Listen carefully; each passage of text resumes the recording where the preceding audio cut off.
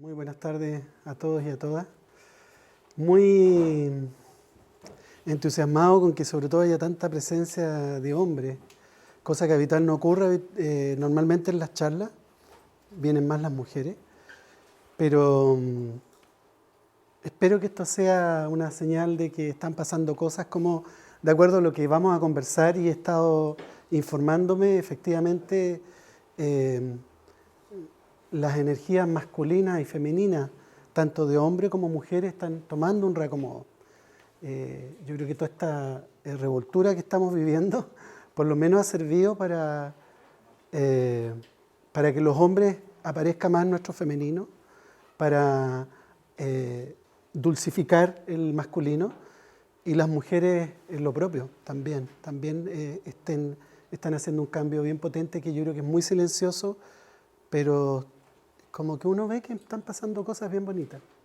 Bueno, quiero hacer dos advertencias. La primera, yo soy hombre, nací en la década de los 60, por lo tanto, mi impronta, lo que fue la masculinidad, era absolutamente ligada al padre, y el padre los días domingos se sentaba a leer el diario mientras la madre podía estar en la cocina, y eso era normal.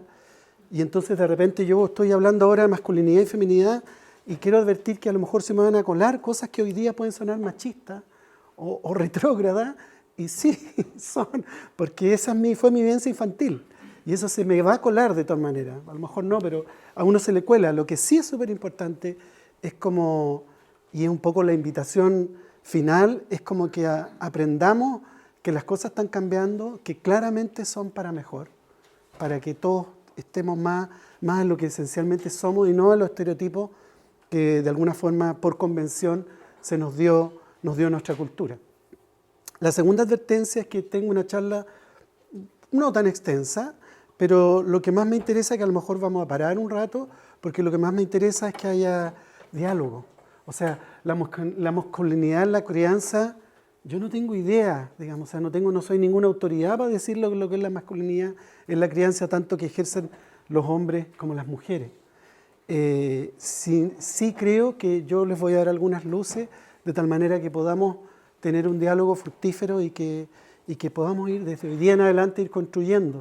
Probablemente una próxima charla va a haber que ser la feminidad en la crianza y ojalá que ahí lleguen hombres y mujeres y lleguemos todos. Esas son un poco las dos advertencias, ¿ya? Así que para que no me tiren la oreja. Bueno, este es un tema que me parece súper apasionante, que realmente lo tuve que conversar con distintas personas porque no es nada de fácil, ¿eh? Yo creo que se mezcla un poco masculinidad con padre, feminidad con madre, y igual a uno como que no es tan fácil desmenuzarlo. Pero intenté hacer algo, ojalá con una mirada más hacia lo antroposófico también, como que todos también vayamos como hablando el mismo lenguaje. Masculinidad, ¿no es cierto? Tenemos desde el ausente, el hombre que se conmueve con el nacimiento de un hijo y aparece un hermoso femenino, el hombre que está puesto en el embarazo y acompaña a su mujer en toda, está la familia, ¿no es cierto? Y está este hombre que muchas veces es padre, pero tal vez no está preparado para ser padre, tal vez está repitiendo un traspaso transgeneracional, digo en esta diapositiva, ¿no es cierto? Un traspaso transgeneracional de carencia, donde hubo mucha ausencia y donde en realidad culturalmente probablemente casi, ¿no es cierto?, masculinidad en la crianza es casi signo igual de una carencia muy potente de la figura del padre, ¿no es cierto?, por lo menos de aquí hacia atrás. Esperemos que de aquí hacia adelante eso sí claramente lo estamos viendo que está cambiando. Entonces también hay una historia de dolor, hay una historia de pena, de abandono, ¿no es cierto?, incluso en algunos de los presentes y algunas de las presentes, y hacia arriba, hacia nuestras generaciones, porque la crianza era un tema que hasta hace muy poco era de la mujer. Si vamos a los orígenes, en las distintas culturas, ¿no es cierto?, habían imágenes súper claras de lo masculino y lo femenino. los dioses griegos, Zeus y Hera, en los hindúes, Shiva y Shakti, que son la pareja celestial. En la filosofía china está todo lo que tiene que ver con el yin y el yang, que hoy día estamos hablando mucho, ¿no es cierto?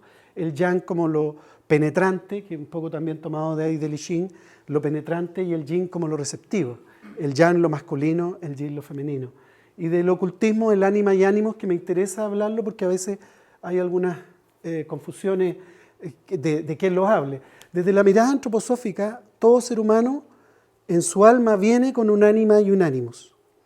El hombre, por su condición física, por su desarrollo sexual, el ánimus es el que toma la batuta en lo físico y el ánima se retrotrae al cuerpo etérico.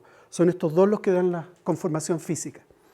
En la mujer es al revés. El ánima toma la batuta del cuerpo físico y el ánimus se retrotrae al cuerpo etérico. Dicho sea de paso, desde la mirada antroposófica, la homosexualidad tendría que ver con que este hombre y esta mujer que son homosexuales tienen una sensibilidad tan intensa y tan exquisita que se vinculan mucho más con su cuerpo etérico que con el cuerpo físico. ¿Se entiende eso? Quiero irle dando matices para que vayan viendo que la antroposofía es muy interesante la mirada y es muy profunda y siempre liga los fenómenos reales con los fenómenos más espirituales.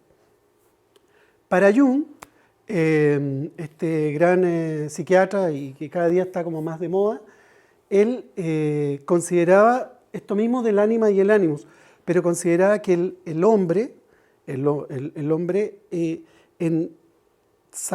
tomaba desde el inconsciente colectivo su femenino y la mujer tomaba desde el inconsciente colectivo su masculino. Y ahí surge lo de ánima y ánimos desde la mirada de Jung, que no es lo mismo que de la antroposofía. Se parece un poco, porque el cuerpo etérico todavía es individual, no es colectivo. En los 4 elementos bien interesante, porque si tomamos como propiedades masculinas el fuego y el aire, podemos decir, bueno, ¿pero qué es lo masculino? ¿Cuáles son las cualidades de lo masculino? Entonces, tenemos 2 masculinos, de alguna manera. El masculino más fuego, ¿no es cierto?, que es pasión, claridad, voluntad, iniciativa, que va, ¿no es cierto?, va a la confrontación, que reacciona rápidamente y siempre está viendo las posibilidades, es impetuoso. Y está el otro masculino que podría ser lo aéreo, que es más bien lo liviano, lo invisible, lo etérico, lo que es cambiante, lo que siempre está en movimiento. Y siempre está abierto a nuevas experiencias y desafíos. Por otra parte, las cualidades de lo femenino, los 4 elementos que nos constituyen, serían la tierra y el agua. Y ahí es como más fácil, ¿no es cierto?, hablar de la madre tierra, hablar de este concepto o este gesto de la contención que tiene la tierra y que podría reproducirse, ¿no es cierto?, en el mundo natural como estas cualidades de estabilidad, de permitirnos estar. Un árbol crece gracias a que tiene un sustento, como nosotros crecemos y nos desarrollamos porque ponemos los pies en algo firme. Y el agua, ¿no es cierto?, sería la fuente de la vida, la energía de la fecundación, como también tiene un aspecto superficial y profundo, un aspecto de adaptarse y de donde se contienen y se movilizan emociones y sentimientos. Es interesante porque en una mirada neurofisiológica, esto es cómo funciona nuestro cerebro, nosotros tenemos un cerebro izquierdo y un cerebro derecho, que se les atribuyen ciertas características. El cerebro izquierdo, ¿no es cierto?, el cerebro lógico, y el cerebro derecho es el cerebro creativo. Y de alguna manera en la primera infancia los niños están mucho más en el cerebro creativo y pasan probablemente ya después de los 7, 8 años, cuando empiezan los procesos de abstracción, de lectoescritura y de habilidad matemática, pasa al cerebro izquierdo. Entonces, si revisamos bien las cualidades de estos 2 cerebros, vemos que el cerebro izquierdo, que también es muy afín al sistema simpático, que tiene que ver con el sistema de la alerta, del salir arrancando, de la huida o enfrentar al enemigo, claramente son condiciones masculinas. Y se relaciona con los mecanismos de estrés y sería, si se queda en eso solamente, sería como el cerebro primitivo, que es el cerebro, ¿no es cierto?, de la sobrevivencia, en este caso el cerebro reptiliano. En el caso de lo femenino, el cerebro derecho, el cerebro creativo, el cerebro donde no hay un pensamiento lógico, sino que es un pensamiento mucho más en imágenes, mucho más, puede acogerse mucho más, digamos, hacia una interioridad, se relaciona con lo interior. Esto tiene que ver con la vía parasimpática. En nuestro cuerpo, así como hay dos cerebros, también hay dos tonos de sistema nervioso. El tono de alerta, que es el simpático, y el tono como de calma, de dormir, de reparación, de estructuración, que es el parasimpático. Y en este caso, entonces, tanto el cerebro derecho como el sistema parasimpático serían mucho más de lo femenino. Y en ese sentido, nosotros funcionamos con tres estructuras cerebrales, que es este cerebro reptiliano, que es el cerebro básico de la supervivencia, después el cerebro mamífero, que es el cerebro de lo social, donde uno, de lo grupal, donde está mi grupo afín, mi comunidad, y ese cerebro sería femenino. Y finalmente, y es muy interesante esto porque uno lo va viendo que se repite en las distintas, tal vez una clave, que si vamos a irlo viendo en distintos fenómenos que ocurren con la experiencia humana, hay un tercer cerebro, que es el que se llama el cerebro humano, donde están las funciones superiores de ejecución, donde están, ¿no es cierto?, los procesos más profundos, donde está en el cerebro izquierdo, ¿no es cierto?, están los procesos matemáticos y de oralidad, ¿no es cierto?, de expresión más sofisticados, y en el cerebro derecho están más bien los sociales. Pero en términos generales, lo que se habla como la gran conquista de ese cerebro humano son las cualidades, ¿no es cierto?, de la ética, la moral y la compasión. Y ese cerebro es un cerebro que se alimenta de lo femenino y masculino. O sea, como que en la función cerebral podemos ver una clave que es fundamental. ¿Tiene que existir lo masculino? Por supuesto. ¿Tiene que existir lo femenino? Por supuesto. Pero finalmente tiene que haber un proceso de unión y de acompañamiento para generar algo superior. Mientras lo masculino, que hoy en día todavía está muy asociado al hombre, ¿no es cierto?, esté solamente en la lucha, en el fondo en el partido de fútbol, las barras bravas, como en una cosa muy de sobrevivencia, muy de lucha cotidiana, y la visión de la mujer que se apropie de lo femenino esté muy, todavía, ¿no es cierto?, estuviera muy en la casa, muy guardada hacia adentro, se genera una lucha y no permite que tengamos esta trascendencia de ir a lo que realmente somos esencialmente como seres humanos, que somos seres éticos, morales, amorosos y profundamente compasivos. Y eso se logra con que cuando cada uno de ustedes, solo, en pareja, en familia, en comunidad, en nación, en mundo, vamos logrando integrar estas dos fuerzas que son fundamentales para que aparezca la humanidad. Es muy bonito. Con respecto a los arquetipos de género, podemos decir, ¿no es cierto?, aprovechamos, ¿no es cierto?, arquetipo es todo lo que es un modelo original y que sirve como una pauta para imitarlo, o un prototipo, generalmente es una imagen. Los arquetipos de género tienen que ser todos estos patrones o modelos de conducta que están instalados tanto en la psiquis de la mujer como del hombre, como también en el inconsciente colectivo, que son nuestros patrones de comportamiento, de los cuales cada uno de nosotros va tomando voluntaria o obligatoriamente o sin entender mucho por qué, y tiene un comportamiento que genera una personalidad y un carácter más masculino y una personalidad y un carácter más femenino, sea hombre o mujer, en cualquiera de los dos casos. Entonces, cada uno de nosotros tenemos estas dos energías, masculina y femenina. Entonces, lo importante, que es lo que decíamos, que vimos desde lo neurofisiológico, donde quise hacer el énfasis, palabra clave es equilibrio. Masculino y femenino, el ideal es que estén en equilibrio. Eso no tiene nada que ver con lo que yo después pueda hacer como una identidad de género, ¿no es cierto? Y pueda ser un hombre bien macho, o un hombre más femenino, o un hombre que eventualmente se identifica más con una personalidad de mujer. No tiene que ver con eso, tiene que ver con que sea en equilibrio para esa persona.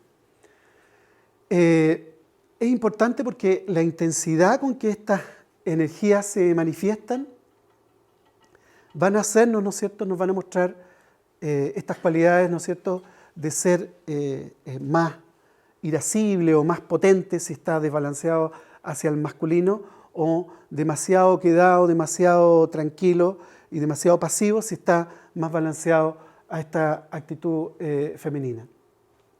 Entonces es importante encontrar este balance que tiene que ser personal. Inmediatamente al tiro lo pongo, ¿no es cierto? Somos modelos de imitar. Nuestros hijos, nuestros niños y niñas de los colegios, de nuestras comunidades, ellos van construyendo día a día, paso a paso, quiénes son ellos en realidad. Y lo van tomando. Inicialmente, evidentemente, es pura imitación y después empieza a habitarlos en ellos lo que les hace sentido de lo que van sintiendo, y después más hacia la adolescencia lo que les hace sentido y tiene que ver con esta identidad que surge en la adolescencia y que quiero construir. Y esto consciente, inconscientemente, tomo rasgos de mi padre, aún en ausencia, tomo rasgos de mi madre, aún en ausencia, probablemente lo mezclo un poco con mi abuela, con mi tía, con mi primo, y por supuesto, y por eso estamos acá, ¿no es cierto?, todo lo que puede aportar maestros y maestras también es de la mayor importancia. El secreto, como digo, es que puedan reconocer, identificar e introyectar modelos, ojalá equilibrados y lo más sanos posible. Y aparecen esto de los roles. Roles los pongo entre paréntesis por lo que les decía delante de mi propia experiencia.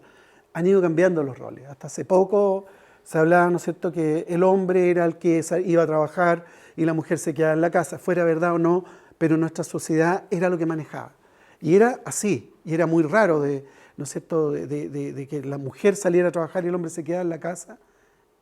Hace 20 o 30 años atrás era mal visto. Hoy en día uno dice, wow, yo tengo algunas familias que son así. Y la verdad que me parece una experiencia muy interesante y muy bonito que desde una honestidad se quiera intentar probar algo cuando hay hombres que en realidad les interesa mucho más estar en la casa y mujeres que son mucho más pro ir a trabajar. Y en la medida que ellos estén de acuerdo y que les funcione, bienvenido sea. Y en este sentido, lo paterno entonces, como rol, ¿no es cierto?, tiende a dar la posibilidad al niño de mostrarle el mundo, de salir al mundo. Lo paterno da lo social, lo paterno también les muestra a niños y niñas la manera, un poco cómo se vinculan con el trabajo, cómo se vinculan incluso con el dinero. Mientras lo materno aporta las cualidades de nido, de calor, de cobijo. También tiene que ver con todo lo que tiene que ver con la nutrición física y afectiva, y genera todo lo que en el adolescente va a ser el autocuidado y la nutrición interior. Y eso es muy importante, que lo vamos a ir viendo después, qué es lo que aporta papá, qué es lo que aporta mamá, pero también qué es lo que aporta lo femenino, independiente qué es lo de, y qué es lo que aporta lo masculino, independiente qué es lo de. El primer septenio claramente es más materno.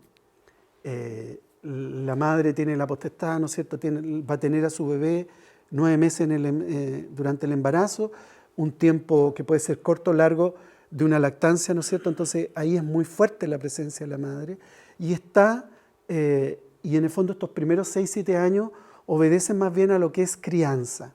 Y crianza es nutrir, es enseñar, es dar nutrición y enseñar la autonutrición que después me va a acompañar toda la vida. Todo el autocuidado se juega particularmente en este primer septenio. Y eso es energía más bien femenina, energía de nido.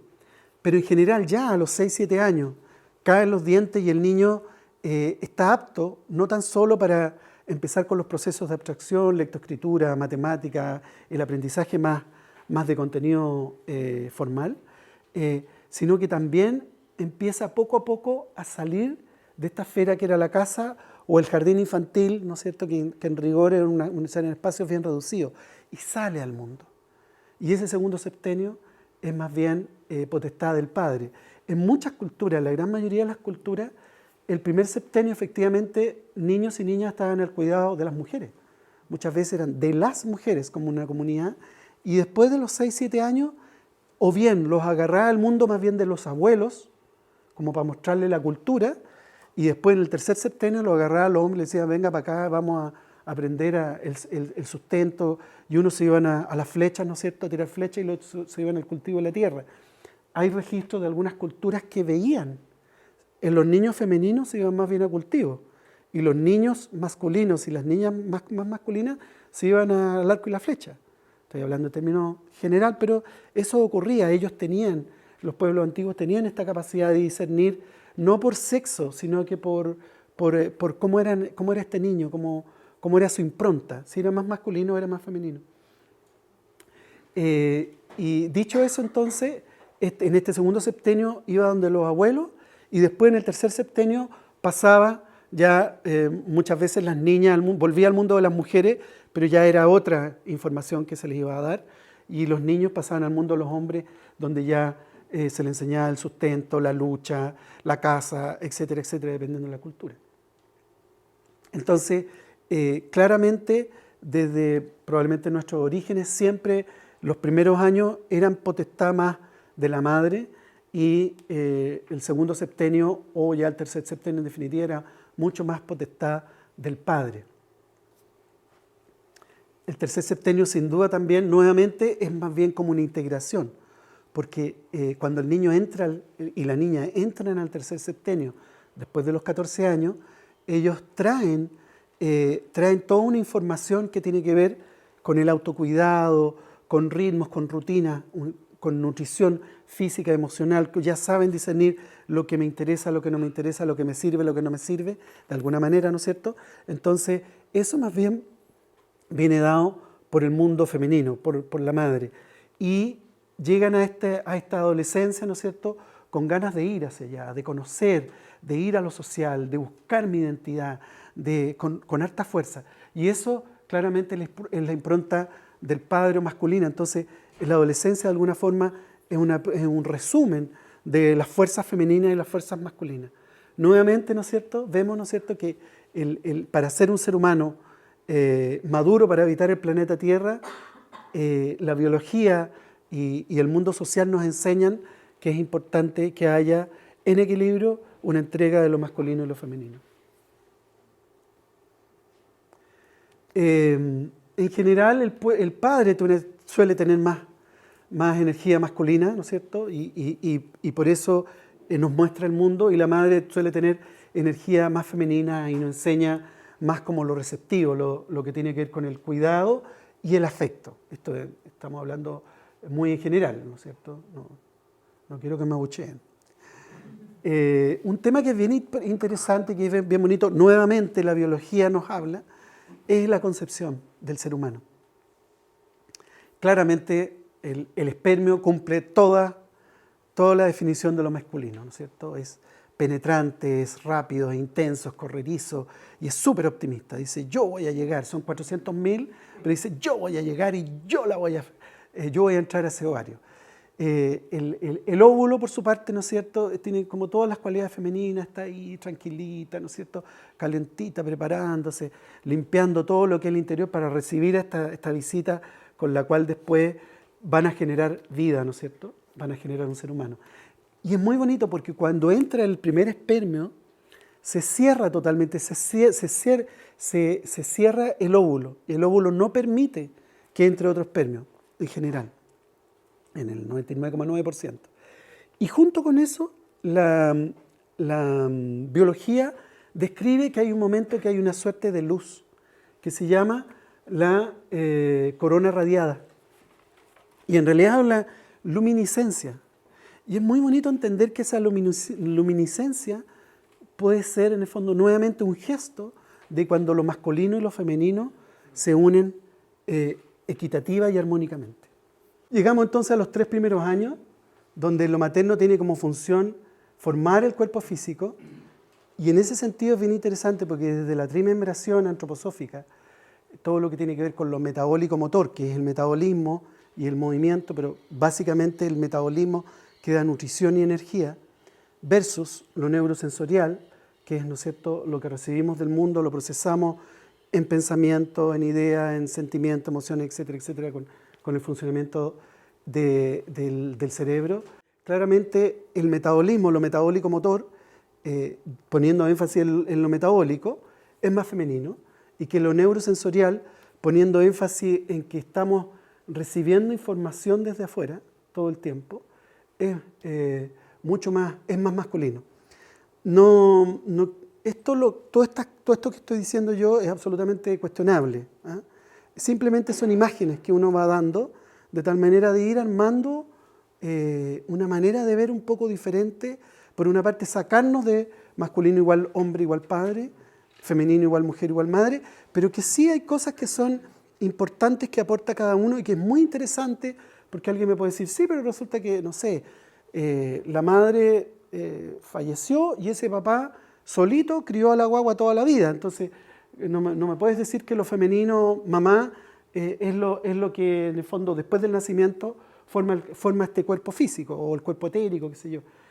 Entonces ahí hay un punto interesante, porque significa que probablemente ese padre sacó su femenino, como, ¿para qué decir, no es cierto?, todo en nuestra historia, la cantidad de mujeres que viven solas y que es con las patas y el buche, como se dice, ¿no es cierto?, y ellas en el fondo han tenido que echar mano de toda su fuerza masculina.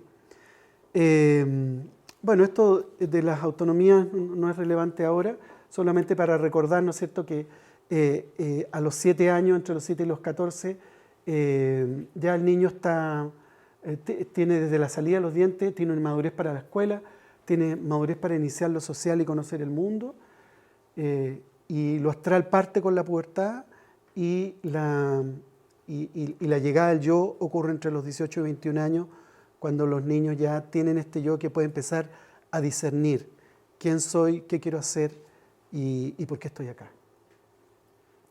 Dentro de los 3 primeros años hay 3 hitos que son bien importantes: el caminar, el hablar y el pensar. En el primer año se desarrolla el caminar y es interesante ver que el caminar surge por coraje y voluntad. Y en general el ser humano desde que nace, de alguna forma el gesto es de coraje y voluntad hacia ser un ser humano. Como mamá o papá, que son lo que yo al nacer veo, y de alguna forma me siento, por una parte, invitado y por otra parte, conminado a pertenecer a la manada, a esta comunidad humana.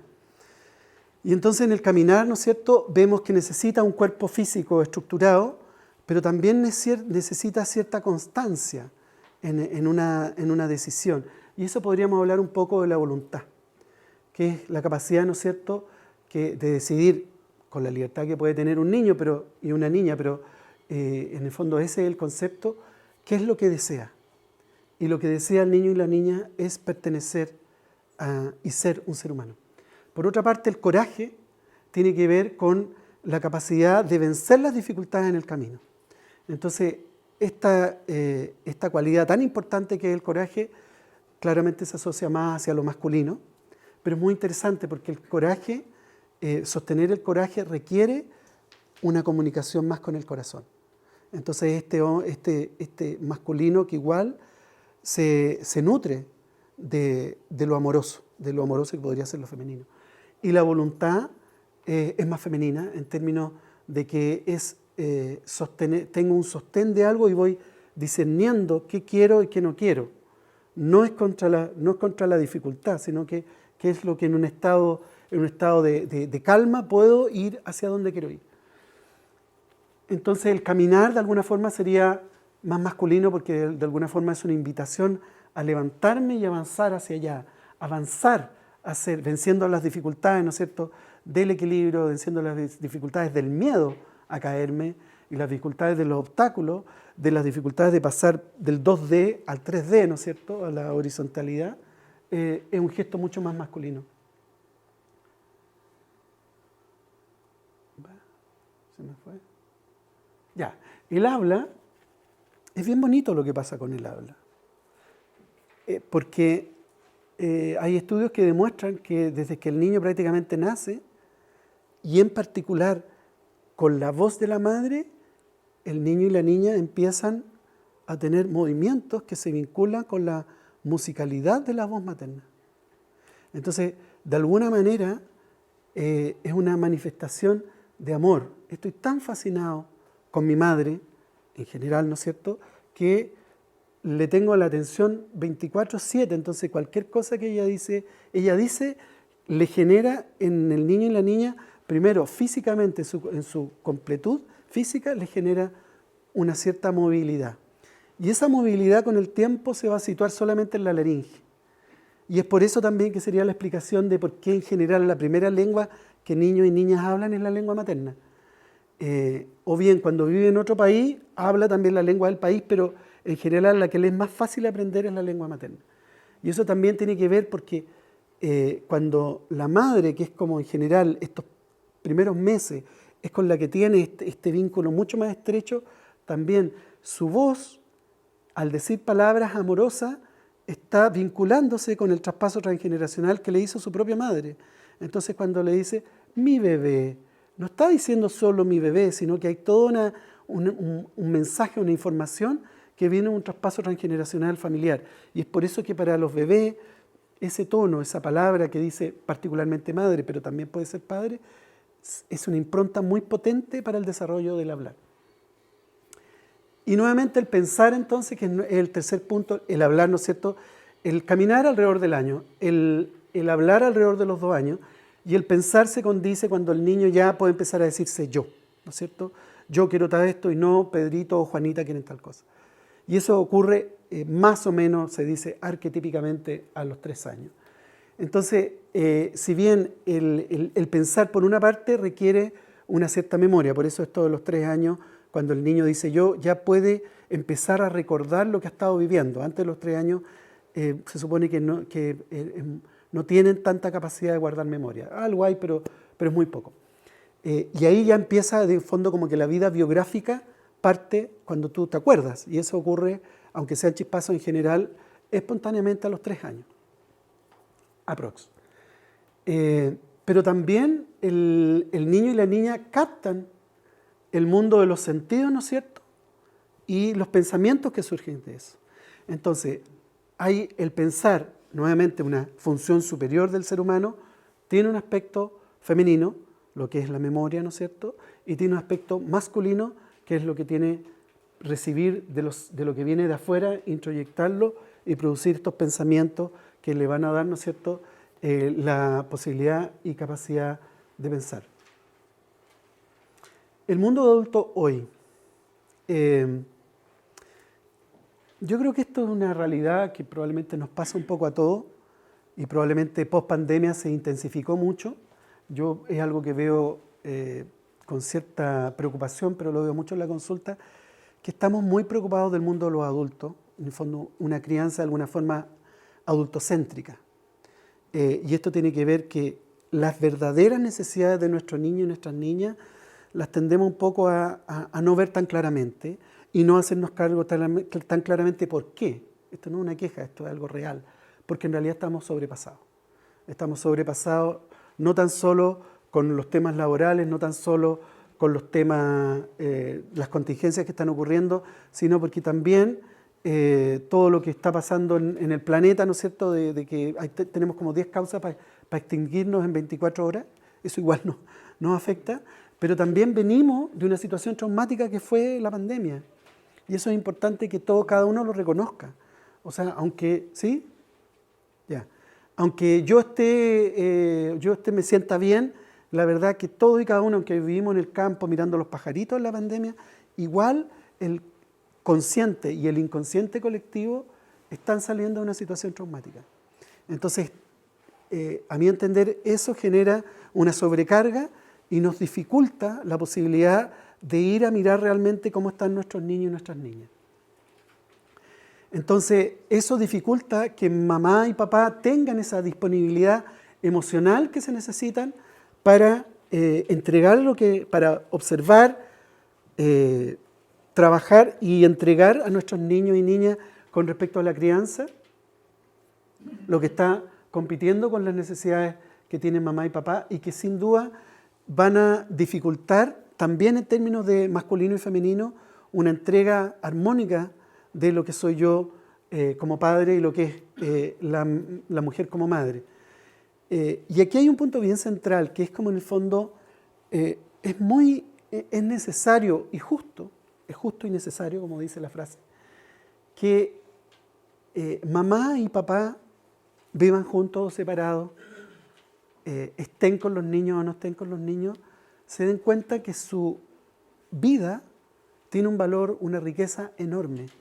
Cada uno de nosotros es un cúmulo de vivencias, experiencias, de lecciones, de decisiones, de éxitos y fracasos, y estamos hoy día aquí parados todos. Por lo tanto, cada uno de nosotros tiene que entender que es una joya la posibilidad de entregarle a mi hijo o mi hija mi ser es una posibilidad extraordinaria, porque le estoy dando, aunque haya cometido 1000 errores, no importa, pero hoy día estoy acá. Y puedo tener la posibilidad de que si hay temas complejos que no he logrado, no he logrado trabajar, puedo tener la posibilidad de hacerlo. Entonces, eso me parece bien importante entender que de alguna manera he estado presente en la crianza, incluso en ausencia. Incluso en ausencia, lo que los niños y las niñas reciben igual es formativo, de alguna manera, sea bueno, no sea bueno. Pero eso es importante porque nos da la posibilidad de rectificar, nos da la responsabilidad de valorar quién soy yo, y aunque de repente encuentre que lo estoy haciendo de una manera muy equivocada, eso tiene un valor. Y tiene un valor el que yo pueda verlo y pueda hacer los cambios y modificaciones que yo puedo hacer. Y eso se relaciona, ¿no es cierto?, con la posibilidad que yo, padre, madre, soy un ente que está haciendo un traspaso transgeneracional, ¿no es cierto?, como de 1 millón de personas, porque para que uno esté, ¿no es cierto?, se necesita como 1 millón de personas. Entonces, somos cada uno de nosotros una biblioteca andante de vida, de saberes, en fin, de tantas cosas que son tan necesarias y que hasta ahora se ha acentuado mucho en el hombre, en lo masculino, y en la mujer, en lo femenino. Roles en la primera infancia, ¿no es cierto?, particularmente del padre. Se hablaba, ¿no es cierto?, hasta hace unos años atrás, ¿no es cierto?, que para que una madre pueda dar y brindar todo lo que un niño o una niña necesite, necesita un padre que la apoye, ¿no es cierto? Y también se agregó después, años después se agregó, y para que este padre pueda brindar este apoyo a mamá, él tiene que contar con una red, que podría ser, ¿no es cierto?, la comunidad. Eso ha ido cambiando un poco y hay familias, ¿no es cierto?, donde papá está mucho más en lo que es crianza y mamá está siendo un poco la versión al revés, está haciendo el apoyo de esta familia. Como por supuesto hay familias donde mamá se las banca solita y se las banca bien, o hay igual una armonía, pero ella es la que tiene la mayor parte de la pega, o bien al revés, ¿no es cierto? Cada día están habiendo más hombres que se hacen cargo de la crianza y educación de sus hijos. Y está apareciendo esto que me parece muy bueno en unas primeras épocas de vida, ¿no es cierto? Esto del 50% del tiempo, o sea, que empieza a haber una participación más activa y más equitativa de tanto de papá como de mamá. Ahora, con respecto al nacimiento y la crianza, bueno, ya dijimos, ¿no es cierto?, el niño va a recibir de la madre este cobijo y del padre este rol protector, y de esa manera es el padre el que lo lleva a los niños a salir al mundo. Y aquí hay un punto que es bien importante, yo creo que hasta aquí más o menos vamos a dejar, que tiene que ver con en que el padre, en la estructura, digamos, tradicional, nuevamente aquí entramos en que las cosas están cambiando, pero el gesto es muy importante. En general, los niños y las niñas se sienten muy bien en el cuidado del hogar, en el interior del hogar. Y de alguna forma eso, si bien los niños van al colegio, van a la escuela, hacen su vida social, siempre hay algo que se va colando de este vínculo invisible que tienen con la madre. Y es importante que en general las culturas ancestrales, por eso a los 6, 7 años aparecía fuertemente el padre o los abuelos, es para que vaya abriendo y soltando esta diada que se producía, que era este vínculo muy estrecho que parte desde el día que nace los niños y las niñas y que en algunos casos, ¿no es cierto?, se va haciendo cada vez más estrecho por distintas razones de los niños, las niñas y de mamá en este caso, y es el padre el que de alguna forma empieza a invitarlo, a decirle, oye, no, sale de este confort y vamos al mundo. Y ese gesto es bien importante, incluso de alguna manera debe hacerse en familias en que son monoparentales, en que solamente está la mamá. Eso debiera construirse, ¿no es cierto?, con la comunidad, con los colegios, incluso en las familias homoparentales de 2 padres y 2 madres que están habiendo cada día más con más frecuencia, también son temas que en el manejo del vínculo debiera empezar a conversarse. O sea, lo femenino tiene que ser, digamos, lo masculino tiene que ir un poco al rescate del niño y la niña para no dejarlo en esta zona de confort, para que vaya desarrollando no tan solo la voluntad a lo mejor, pero sí este coraje de ir al mundo.